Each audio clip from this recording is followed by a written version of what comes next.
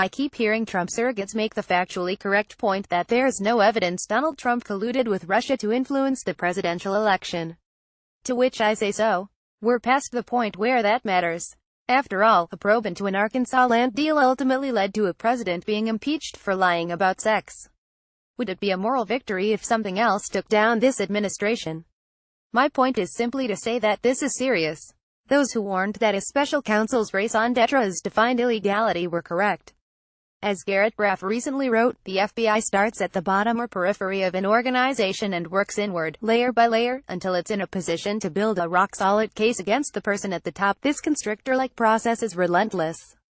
The latest example comes via reports that former National Security Advisor Michael Flynn is concerned about his son, Michael Jr. Flynn has multiple potential reasons to be worried, ranging from his failure to report lobbying for Turkey to allegations, which his attorney denies, that he was part of a scheme to forcefully remove an exiled cleric, to Turkey, to questions about a speech delivered in Russia, to questions about a violation of the Logan Act.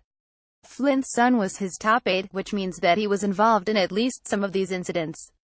Any parent can understand how putting the squeeze on Junior might motivate Dad to talk about his old boss. But let's return to the entirely plausible possibility, maybe even likelihood, that Donald Trump is completely innocent of the fundamental charge of collusion.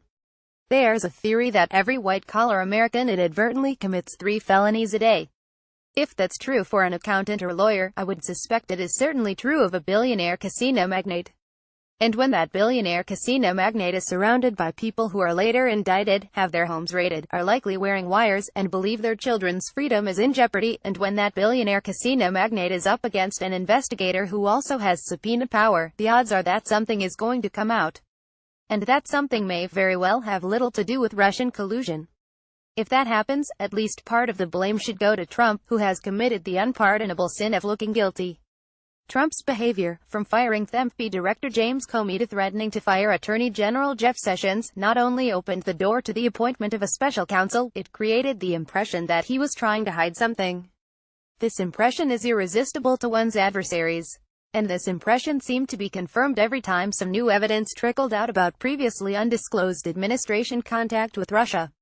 Trump made it easy for people who were already skeptical of him to do the math and say A, he looks like he's trying to hide something, and B, we now know that his administration was lying about meetings and other things related to collusion, ergo C, Trump must be guilty of collusion. This is often an incorrect leap, but it still rarely ends well for the target. The most famous example I can think of probably has to do with Saddam Hussein and the missing weapons of mass destruction. To be sure, this is an imperfect analogy, and I'm not attempting to equate Trump and Hussein, except to say that the appearance of guilt can have serious consequences. As you'll recall, Hussein acted dodgy and never fully cooperated with UN weapons inspectors. There was a perfectly rational reason for this. As the AP later reported, Saddam Hussein allowed the world to believe he had weapons of mass destruction to deter rival Iran and did not think the United States would stage a major invasion. It's fair to note that George W. Bush ended up with egg on his face, but Saddam Hussein ended up dead. The point here is that even serious professionals are susceptible to confirmation bias, especially when other clues prove them right. You are now subscribed to the Daily Digest and Cheat Sheet. We will not share your email with anyone for any reason. Donald Trump has invited scrutiny. The special counsel is playing hardball. And this investigation appears to be at the beginning, not the end. And consider this, if Democrats can win one chamber of Congress next year, they too will have subpoena power.